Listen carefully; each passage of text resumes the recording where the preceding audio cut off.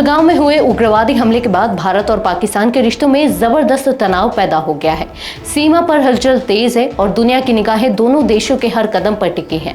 LOC पर firing, cyber attack की कोशिशें और राजनीतिक बयानों के बीच हालात लगातार और नाजुक होते जा रहे हैं। नमस्कार, मैं हूं विजयश्री और आप देख रहे हैं यूबी न्यूज।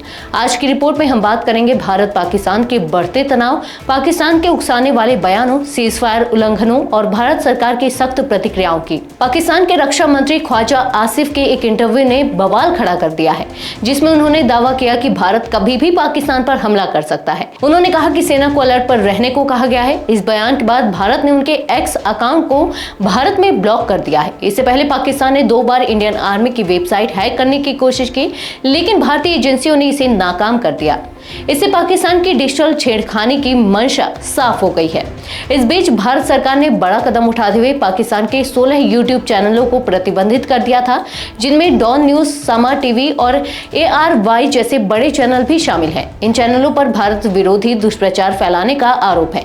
इन सभी चैनलों को भारत में तत्काल प्रभाव से ब्लॉक कर दिया गया। इससे पहले प्रधानमंत्री सुरक्षा मामलों की कैबिनेट समिति की बैठक भी कर चुके हैं, जिसमें पाकिस्तान के खिलाफ कई अहम रणनीतिक निर्णय लिए गए थे। LOC पर हालात लगातार बिगड़ते जा रहे हैं। पाकिस्तान बीते 4 रातों से लगातार सीज फायर का उल्लंघन कर रहा है।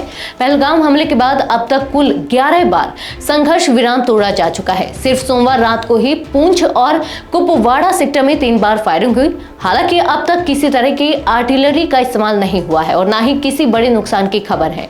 दोनों तरफ से स्मॉल आर्म्स से फायरिंग की गई है। साल 2021 में भारत और पाकिस्तान ने सीज फायर को गंभीरता से लागू करने की संयुक्त घोषणा की थी। तब से अब तक इसका काफी हद तक पालन हुआ, लेकिन 2024 और अब 2025 में पाकिस्तान एक बार फिर से उकसावे की रणनीति पर उतर आया है।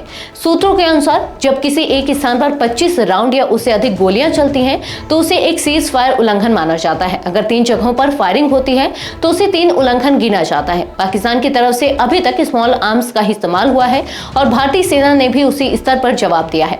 स्थिति गंभीर है और आने वाले दिनों में यह तनाव किस मोड़ पर जाएगा, उस पर सबकी नजरें टिकी है। आज के लिए बस इतना ही।